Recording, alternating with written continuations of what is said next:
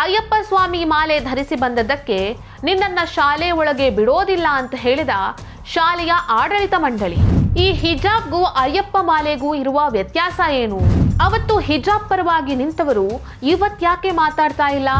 ಹಿಜಾಬ್ ವಿವಾದ ಬಂದಾಗ ಅದು ಮುಸ್ಲಿಮರ ಧಾರ್ಮಿಕ ಹಕ್ಕು ಅಂತಂದ್ರೆ, ಹಾಗಾದ್ರೆ ಇದು ಧಾರ್ಮಿಕ ಹಕ್ಕಲ್ವಾ? ನಮಸ್ಕಾರ. ಶಬರಿಮಲೆ ದೇಗುಲಕ್ಕೆ ಭೇಟಿ ನೀಡೋದಕ್ಕೂ ಮೊದಲು ಭಕ್ತಾದಿಗಳು ವ್ರತವನ್ನ ಮಾಡ್ತಾರೆ. ಆ ವ್ರತದ ಭಾಗವಾಗಿ ಅಯ್ಯಪ್ಪ ಸ್ವಾಮಿ ಮಾಲೆಯನ್ನ ಧರಿಸ್ತಾರೆ. ಮಾಲೆ ಅಂದ್ರೆ ಏನು? ಕೆಲವರು ನೀಲಿ ಬಣ್ಣದ ಬಟ್ಟೆಯನ್ನ ಪಂಚೆಯನ್ನ ಧರಿಸ್ತಾರೆ, ಇನ್ನು ಕೆಲವರು ಕಪ್ಪು ಬಣ್ಣದ ಬಟ್ಟೆಯನ್ನ ಧರಿಸ್ತಾರೆ. ಆದರೆ ಈಗ ಈ ಅಯ್ಯಪ್ಪ ಸ್ವಾಮಿ ಮಾಲೆ ಏನಿದೆ ಅಂದ್ರೆ ಆ ಬಟ್ಟೆ ಉಡುಪು ಏನಿದೆ ಅದೇ ಈಗ ವಿವಾದಕ್ಕೆ ಕಾರಣವಾಗಿದೆ. ಕೇರಳದ ಗುರುವಾಯೂರಿನಲ್ಲಿರುವಂತಹ ಶ್ರೀ ಗೋಕುಲಂ ಪಬ್ಲಿಕ್ ಸ್ಕೂಲ್ನ ಒಬ್ಬ ವಿದ್ಯಾರ್ಥಿ ಕೂಡ ವೃತಧಾರಿಯಾಗಿದ್ದ. ಈ ವಿದ್ಯಾರ್ಥಿ ಯೂನಿಫಾರ್ಮ್ನ ಬದಲಾಗಿ ಅಯ್ಯಪ್ಪ ಸ್ವಾಮಿ ಮಾಲೆಯನ್ನ ಧರಿಸಿಕೊಂಡು ಶಾಲೆಗೆ ಬಂದಿದ್ದ. ಆದರೆ ಇದನ್ನ ನೋಡಿದಂತಹ ಶಾಲೆಯ ಆಡಳಿತ ಮಂಡಳಿ ಆತನ ಪೋಷಕರಿಗೆ ಫೋನ್ ಮಾಡಿ ಯೂನಿಫಾರ್ಮ್ ಅನ್ನ ಹಾಕಿದ್ರೆ ಮಾತ್ರ ನಾವು ಶಾಲೆಯ ಒಳಗೆ ಕರ್ಕೊಳ್ತೇವೆ, ಇಲ್ಲ ಅಂದ್ರೆ ದಯವಿಟ್ಟು ನಿಮ್ಮ ಮಗನನ್ನ ಕರ್ಕೊಂಡು ಹೋಗಿ ಅಂತ ಹೇಳಿದಾರಂತೆ. ಸೊ ಈ ಘಟನೆ ನಡೆದಂತಹ ಬೆನ್ನಲ್ಲೇ ಕೇರಳದ ತ್ರಿಶೂರ್ನಲ್ಲಿರುವಂತಹ ಹಿಂದೂ ಐಕ್ಯ ವೇದಿಕೆಯ ಸದಸ್ಯರು ಶಾಲೆಯ ಮುಂದೆ ಬಂದು ಒಂದು ಪ್ರಾರ್ಥನಾ ಪ್ರತಿಭಟನೆಯನ್ನ ನಡೆಸಿದ್ದಾರೆ.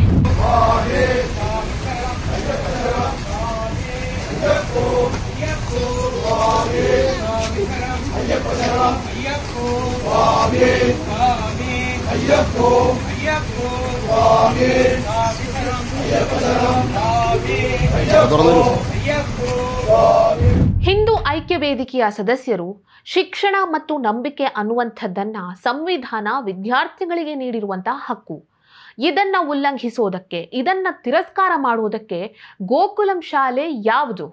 ಗೋಕುಲಂ ಶಾಲೆಯ ಶಿಕ್ಷಕರು ಯಾಕೆ ಈ ರೀತಿ ಮಾಡಬೇಕು? ಅವರಿಗೆ ಏನು ಹಕ್ಕಿದೆ ಅಂತ ಪ್ರಶ್ನಿಸಿದ್ದಾರೆ. ಇದೇ ರೀತಿಯ ಇನ್ನೊಂದು ಘಟನೆ ಹೈದರಾಬಾದ್ನ ಜೆಡಿ ಮೆಟ್ಲಾದಲ್ಲಿರುವ ಶೇರ್ವುಡ್ ಇಂಟರ್ನ್ಯಾಷನಲ್ ಸ್ಕೂಲ್ನಲ್ಲಿ ನಡೆದಿದೆ. ಇಲ್ಲೂ ಕೂಡ 6ನೇ ತರಗತಿಯ ವಿದ್ಯಾರ್ಥಿಯೊಬ್ಬ ಅಯ್ಯಪ್ಪ ಸ್ವಾಮಿ ಮಾಲೆಯನ್ನ ಧರಿಸಿಕೊಂಡು ಶಾಲೆಗೆ ಬಂದಿದ್ದಕ್ಕೆ ಶಾಲೆಯ ಆಡಳಿತ ಮಂಡಳಿ ಆತನನ್ನ ಶಾಲೆಯ ಒಳಗೆ ಬಿಡದಿರುವಂತಹ ಘಟನೆ ನಡೆದಿದೆ. ಶಾಲೆಯ ಆಡಳಿತ ಮಂಡಳಿ ಯೂನಿಫಾರ್ಮ್ ಹಾಕೊಂಡು ಬರೋದಿದ್ರೆ ಬಾ, ಇಲ್ಲ ಅಂದ್ರೆ ನಿನ್ನನ್ನು ಶಾಲೆಯ ಒಳಗೆ ಬಿಡೋದಿಲ್ಲ ಅಂತ ಹೇಳಿದ್ದಾರೆ. ಸೊ ಹೈದರಾಬಾದ್ನಲ್ಲಿರುವಂತಹ ಕೆಲವೊಂದಿಷ್ಟು ಸ್ಥಳೀಯ ಸಂಘಟನೆಯ ಸದಸ್ಯರೆಲ್ಲ ಶಾಲೆಯ ಮುಂಭಾಗ ನಿಂತು ಈ ರೀತಿ ಮಾಡೋದರ ಮೂಲಕವಾಗಿ ಈ ಶಾಲೆ ವಿದ್ಯಾರ್ಥಿಯ ಹಕ್ಕನ್ನ ಕಸಿದುಕೊಂಡಿದೆ, ನಮ್ಮ ಧಾರ್ಮಿಕ ಭಾವನೆಗೆ ಧಕ್ಕೆಯನ್ನ ತಂದಿದೆ ಅಂತ ಹೇಳಿ ಅವರು ಪ್ರತಿಭಟನೆಯನ್ನ ನಡೆಸಿದ್ದಾರೆ.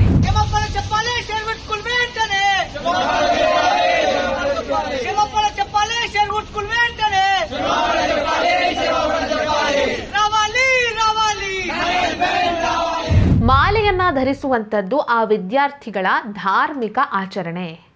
ಯೂನಿಫಾರ್ಮ್ ಅನ್ನು ಧರಿಸಿಕೊಂಡು ಹೋಗುವಂಥದ್ದು ಆ ಶಾಲೆಯ ಶಿಸ್ತು, ಶಾಲೆಯಲ್ಲಿ ಮಾಡಿದಂತಹ ಕೆಲವು ಕಟ್ಟುಪಾಡುಗಳು, ಶಾಲೆಯ ಕಾನೂನು.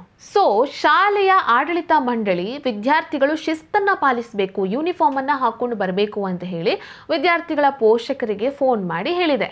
ಸೊ ಇದು ಶಾಲೆ ಮತ್ತು ಹೈದರಾಬಾದ್ನ ವಿದ್ಯಾರ್ಥಿ ಮತ್ತು ಕೇರಳದ ವಿದ್ಯಾರ್ಥಿಯ ಪೋಷಕರ ನಡುವೆ ಇರುವಂತಹ ವಿಚಾರ, ಅದು ಅವರಿಗೆ ಬಿಟ್ಟಿರುವಂತಹ ವಿಚಾರ. ಇದರ ಬಗ್ಗೆ ಅವರವರೇ ಚರ್ಚೆಯನ್ನ ಮಾಡಿ ಒಂದು ತೀರ್ಮಾನಕ್ಕೆ ಬರ್ತಾರೆ. ಆದರೆ ಈ ಘಟನೆಯನ್ನ ನೋಡಿದಾಗ ಕರ್ನಾಟಕದಲ್ಲಿ ನಡೆದಂತಹ ಹಿಜಾಬ್ ವಿವಾದದ ಬಗ್ಗೆ ನಮ್ಮ ಗಮನ ಹೋಗುತ್ತೆ. ಯಾಕಂದ್ರೆ ಹಿಜಾಬ್ನ ಪರವಾಗಿ ಅವತ್ತು ಧ್ವನಿ ಎತ್ತಿದಂತಹ ಪ್ರಗತಿಪರರು, ಲೆಫ್ಟ್ ಲಿಬರಲ್ಗಳು ಇವತ್ತು ಈ ಘಟನೆ ಆದಾಗ ಯಾರು ಕೂಡ ಬಾಯೇ ಬಿಡ್ತಿಲ್ಲ. ಅವತ್ತಿವರೆಲ್ಲ ಏನು ಹೇಳಿದ್ರು? ಹಿಜಾಬ್ ಅನ್ನೋದು ಧಾರ್ಮಿಕ ಹಕ್ಕು ಅಂತಂದ್ರು. ಹಾಗಾದ್ರೆ ಈ ಅಯ್ಯಪ್ಪ ಸ್ವಾಮಿಯ ವೃತಧಾರಿಗಳು ಧರಿಸುವಂತಹ ಉಡುಪು ಹಿಂದೂಗಳ ಧಾರ್ಮಿಕ ಹಕ್ಕಲ್ವಾ? ಈ ಹಿಜಾಬ್ಗೂ ಮತ್ತು ಅಯ್ಯಪ್ಪ ಸ್ವಾಮಿ ಮಾಲೆಗೂ ಇರುವಂತಹ ವ್ಯತ್ಯಾಸ ಏನು ಅಂತ ಕೇಳಿದ್ರೆ, ಹಿಜಾಬ್ ಅನ್ನ ಅವರು ಜೀವನ ಪೂರ್ತಿ ಹಾಕೊಂಡಿರ್ತಾರೆ. ಆದ್ರೆ ಈ ಮಾಲೆಯನ್ನ ಯಾವಾಗ ಹಾಕೊಳ್ತಾರೆ? ವರ್ಷದ ಒಂದು ಇಂತಿಷ್ಟು ಅವಧಿಯಲ್ಲಿ ಮಾತ್ರ. ಸೊ ಅವರಿಗಾದ್ರೆ ಧಾರ್ಮಿಕ ಹಕ್ಕು, ಹಿಂದೂಗಳಿಗಾದ್ರೆ ಅದು ಧಾರ್ಮಿಕ ಹಕ್ಕಲ್ಲ. ಹಿಜಾಬ್ ವಿವಾದ ಬಂದಾಗ ಸಿದ್ದರಾಮಯ್ಯನವರಿಂದ ಹಿಡಿದು ಕಪಿಲ್ ಸಿಬಲ್ ವರೆಗೂ ಕೂಡ ಎಲ್ಲರೂ ಹಿಜಾಬ್ ಪರವಾಗಿ ಮಾತನಾಡಿದ್ರು. ಸಿದ್ದರಾಮಯ್ಯನವರು ಅವತ್ತು ಏನ್ ಹೇಳಿದ್ರು ಗೊತ್ತಾ? ಹಿಜಾಬ್ ಧರಿಸೋದು ಅವರ ಧಾರ್ಮಿಕ ಹಕ್ಕು, ಅದನ್ನ ಪ್ರಶ್ನೆ ಮಾಡೋದು ಸಂವಿಧಾನ ವಿರೋಧಿ, ಶಿಕ್ಷಣದಿಂದ ಮುಸ್ಲಿಂ ವಿದ್ಯಾರ್ಥಿನಿಯರನ್ನ ವಂಚಿತಗೊಳಿಸೋದು ಸರಿಯಲ್ಲ ಅಂತ ಹೇಳಿದ್ರು. ಸೊ ಅದೇ ಸ್ಟೇಟ್ಮೆಂಟ್ನ ರೀತಿ ಇವತ್ತು ಕೇರಳ ಮತ್ತು ತೆಲಂಗಾಣದಲ್ಲಿ ಒಂದು ಘಟನೆ ನಡೆದಿದೆಯಲ್ವಾ, ಈ ಘಟನೆ ಬಗ್ಗೆ ಕೂಡ ಅವರು ಮಾತನಾಡ್ತಾರಾ? ಅಯ್ಯಪ್ಪ ಸ್ವಾಮಿ ಮಾಲೆ ಧರಿಸುವಂಥದ್ದು ಹಿಂದೂಗಳ ಧಾರ್ಮಿಕ ಹಕ್ಕು, ಅದನ್ನ ಪ್ರಶ್ನಿಸೋದು ಸಂವಿಧಾನ ವಿರೋಧಿ ಅಂತ ಇವತ್ತು ಹೇಳ್ತಾರಾ ಇವರು? ಕಾಂಗ್ರೆಸ್ ಸಂಸದ ಶಶಿ ತರೂರ್ ಅವರು ಕೂಡ ಅವತ್ತೊಂದು ಸ್ಟೇಟ್ಮೆಂಟ್ ಅನ್ನ ನೀಡಿದ್ರು. ಹಿಜಾಬ್ ಅನ್ನ ನಿಷೇಧಿಸೋದ್ರಿಂದ ಮುಸ್ಲಿಂ ವಿದ್ಯಾರ್ಥಿನಿಯರಿಗೆ ಶಿಕ್ಷಣ ಸಿಗದೇ ಇರೋ ರೀತಿ ಆಗುತ್ತೆ. ವೈಯಕ್ತಿಕ ನಂಬಿಕೆ ಮತ್ತು ಶಾಲೆಯಲ್ಲಿ ಅನುಸರಿಸುವಂತಹ ಶಿಕ್ಷಣದ ನಡುವೆ ಒಂದು ಸಮತೋಲನವನ್ನ ಕಾಯ್ದುಕೊಳ್ಬೇಕಾಗತ್ತೆ. ಹಿಜಾಬ್ ಧರಿಸೋದು ಬೇರೆ ವಿದ್ಯಾರ್ಥಿಗಳಿಗೆ ತೊಂದರೆಯನ್ನ ನೀಡದೇ ಇದ್ರೆ ಹಿಜಾಬ್ ಅನ್ನ ಶಾಲಾ ಕಾಲೇಜುಗಳಲ್ಲಿ ಅನುಮತಿಸಬೇಕು ಅಂತ ಶಶಿ ತರೂರ್ ಅವರು ಹೇಳಿದ್ರು. ಇನ್ನು ಕಪಿಲ್ ಸಿಬಲ್ ಅವರು ಇದು ಧಾರ್ಮಿಕ ಹಕ್ಕಿನ ಉಲ್ಲಂಘನೆ ಅಂತ ಹೇಳಿದ್ರು. ಇನ್ನು ಖ್ಯಾತ ಲೇಖಕಿ ಅರುಂಧತಿ ರಾಯ್ ಅವರು ಈ ಘಟನೆ ಏನಿದೆ ಇದು ಭಾರತದಲ್ಲಿ ಅಲ್ಪಸಂಖ್ಯಾತರ ಮೇಲೆ, ಮುಸ್ಲಿಮರ ಮೇಲೆ ಬಹುಸಂಖ್ಯಾತರು ನಡೆಸ್ತಾ ಇರುವಂತಹ ಆಕ್ರಮಣ ಅಂತ ಬಣ್ಣಿಸಿದ್ರು. ಹಿಜಾಬ್ ಅನ್ನೋದು ಕೇವಲ ಒಂದು ಸಣ್ಣ ಬಟ್ಟೆಯ ವಿಚಾರ ಅಲ್ಲ, ಅಲ್ಪಸಂಖ್ಯಾತರ ಹಕ್ಕುಗಳನ್ನ ದಮನ ಮಾಡುವಂತಹ ದೊಡ್ಡ ರಾಜಕೀಯ ಎಜೆಂಡಾ ಅಂತ ಹೇಳಿದ್ರು.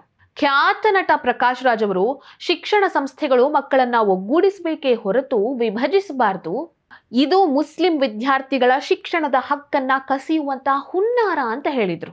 ಸೊ ಅವತ್ತು ಇವರೆಲ್ಲ ಈ ರೀತಿಯಾಗಿರುವಂತಹ ಸ್ಟೇಟ್ಮೆಂಟ್ ಗಳನ್ನ ನೀಡಿದ್ರು. ಶಿಕ್ಷಣದ ಹಕ್ಕನ್ನ ಕಸಿಯುವಂತಹ ಹುನ್ನಾರ, ಇದು ಅಲ್ಪಸಂಖ್ಯಾತರ ಮೇಲೆ ನಡೀತಾ ಇರುವಂತಹ ಆಕ್ರಮಣ ಅಂತ ಏನೇನೋ ಹೇಳಿದ್ರು. ಹಾಗಾದ್ರೆ ಈಗ ಹೈದರಾಬಾದ್ ಮತ್ತು ಕೇರಳದಲ್ಲಿ ನಡೆದಿರುವಂತಹ ಘಟನೆ ಏನಿದೆ ಇದು ಹಿಂದೂಗಳ ಧಾರ್ಮಿಕ ಹಕ್ಕನ್ನ ಕಸಿದುಕೊಳ್ಳುವಂತಹ ಹುನ್ನಾರಾನ ಅಥವಾ ಭಾರತದಲ್ಲಿ ಬಹುಸಂಖ್ಯಾತರ ಮೇಲೆ ಆಗ್ತಾ ಇರುವಂತಹ ಆಕ್ರಮಣನ? ಅವತ್ತು ಹಿಜಾಬ್ ಪರವಾಗಿ ಧ್ವನಿ ಎತ್ತಿದಂತಹ ಪ್ರಗತಿಪರರು, ಲೆಫ್ಟ್ ಲಿಬರಲ್ಗಳು ಏನಂತ ವಾದ ಮಾಡಿದ್ರು? ಅದು ಅವರ ಧಾರ್ಮಿಕ ಹಕ್ಕು ಅಂತ ಹೇಳಿದ್ರು. ಸೊ ಅದೇ ರೀತಿಯಾಗಿ ಅಯ್ಯಪ್ಪ ಸ್ವಾಮಿ ಮಾಲೆಯ ಪರವಾಗಿ ಈಗ ಧ್ವನಿ ಎತ್ತುತ್ತಾ ಇರುವಂಥವರು ಕೂಡ ಇದು ಹಿಂದೂಗಳ ಧಾರ್ಮಿಕ ಹಕ್ಕು ಅನ್ನುವಂತಹ ವಾದವನ್ನ ಮಾಡ್ತಾ ಇದ್ದಾರೆ. ಸೊ ಈ ಘಟನೆಯನ್ನ ನೋಡ್ತಾ ಇದ್ರೆ ಬರುವಂತಹ ಪ್ರಶ್ನೆ ಏನಂದ್ರೆ, ಅವತ್ತು ಹಿಜಾಬ್ ಪರವಾಗಿ ನಿಂತಂತ ಇವರು ಇವತ್ತು ಯಾಕೆ ಅಯ್ಯಪ್ಪ ಸ್ವಾಮಿಯ ಮಾಲೆಯ ಪರವಾಗಿ ನಿಂತಿಲ್ಲ ಅಂತ. ಈ ವಿಡಿಯೋ ನಿಮಗೆ ಇಷ್ಟ ಆಗಿದ್ದಲ್ಲಿ ಲೈಕ್ ಮಾಡಿ, ಶೇರ್ ಮಾಡಿ, ಕಮೆಂಟ್ ಮಾಡಿ. ನೀವಿನ್ನೂ ನಮ್ಮ ಹೊಸದಿಗಂತ ಡಿಜಿಟಲ್ ಚಾನೆಲನ್ನು ಸಬ್ಸ್ಕ್ರೈಬ್ ಮಾಡಲಿಲ್ಲ ಅಂದರೆ ದಯವಿಟ್ಟು ಸಬ್ಸ್ಕ್ರೈಬ್ ಮಾಡಿ.